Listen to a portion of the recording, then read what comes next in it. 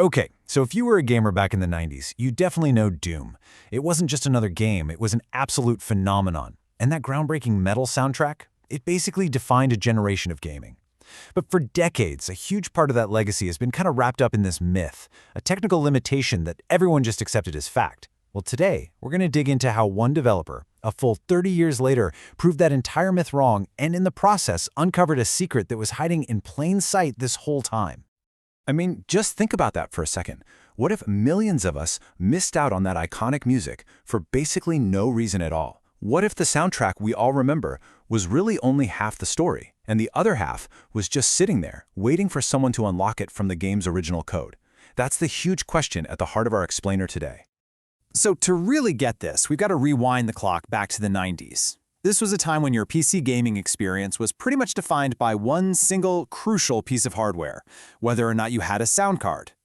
And this really lays out the two different worlds players lived in back then. If you were lucky enough to have an expensive sound card, you got the full-throttle Doom experience. We're talking the ripping guitars, the pulse-pounding drums, total immersion. But if you only had that standard little PC speaker that came with every computer, you got a couple of blips and beats for sound effects, and that's it. No music. The experience was so crummy that most players just turned the sound off completely. And look, this wasn't just a handful of people. Sound cards were a luxury item. So for millions and millions of players, that basic tinny PC speaker was all they had. So for them, Doom was basically a silent movie with some occasional gunshots. The legendary soundtrack that we all know and love, it just didn't exist for them. So the big question is, why? Why couldn't this tiny little speaker play the music? Well, for 30 years, everybody just accepted the same story, the performance myth. The long-held belief, the accepted wisdom, was that trying to play music through the PC speaker would have just demanded way too much processing power. The thinking went like this. The computer's brain, the CPU, would be working so hard just to generate musical notes that the actual game, the demon-slaying part, would just grind to a halt. And you know what? It seemed like a totally reasonable explanation. And this is where the story gets really interesting. A developer looked at this old assumption and asked a really simple but brilliant question. Okay, sure, maybe that was true for an old 286 processor. But by the time Doom got super popular, lots of people had 486 machines, which were way, way more powerful. Would playing a few beeps and boops really bring a 486 to its knees? Suddenly, that old myth started to look a little shaky. Once that seed of doubt was there, the only way to get a real answer was to stop speculating and start coding, to get your hands dirty and actually challenge the game's code itself. So instead of just arguing about it on some old internet forum, one developer decided, you know what, I'm going to put this thing to the test. They weren't just going to theorize about it, they were going to crack open Doom's sound server and try to force it to play music through that little PC speaker once and for all. So how in the world do you get complex, head-banging music out of a speaker that was literally designed to make a single, monotone beep? The answer is, you have to get really clever and super efficient. And the absolute key to this whole thing was a brand new, custom-built music format called PCSP. Think of it like a super condensed recipe for music. It was designed from the ground up for one job and one job only, to tell the PC speaker what note to play and for exactly how long, using the absolute bare minimum of computer resources.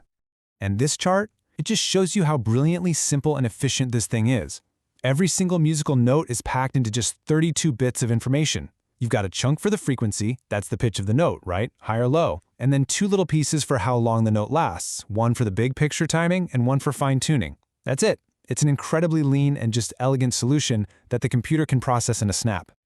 So the plan to pull this off was just genius in how straightforward it was. Step 1, create that super lightweight PSE format. Step 2, build a simple priority mixer. Think of it like a little traffic cop for sound, telling the speaker, okay, play this gunshot sound now. Okay, now back to the music. And then step 3, the big one, patch that whole new system right into Doom's original sound code. And then it was the moment of truth. The patch was done, the music was playing through the PC speaker, and the game was running. The result was nothing. I mean, the game ran exactly the same. It didn't slow down, there was no stutter, absolutely no noticeable performance hit at all. I mean, look at this. This chart says it all, right? You've got the original Doom on one side and Doom with the new PC speaker music patch on the other. And the performance? Identical. That massive performance hog that everyone just assumed would happen for 30 years, it just wasn't real. So just like that, after 3 decades, the myth was completely busted. It had been possible the whole time. Millions of players could have had a real soundtrack to their demon-slaying adventures, even on the most basic computers out there. Okay, so what does all this mean? What's the takeaway here for gaming history and for us players today? Well, first off, it literally rewrites a small but super fascinating piece of gaming history, which is just cool. And it's just this incredible testament to how clever and dedicated the modding community is, proving that there are still secrets to find in even the oldest games. For all of us, it offers a totally new but also authentically retro way to experience a classic. And the best part is, the developer plans to release this patch to the public soon. Right now, they've got the most legendary track, E1M1, working as a proof of concept, and it sounds amazing. More are on the way. And all of this really leaves you with one big, fascinating question, doesn't it? If a 30-year-old myth about a game as huge as Doom can be broken just with a little bit of modern curiosity and some clever code, what other impossible features or long-lost secrets are still buried in the code of our favorite classic games? The stuff we thought we knew inside and out. Makes you wonder, right?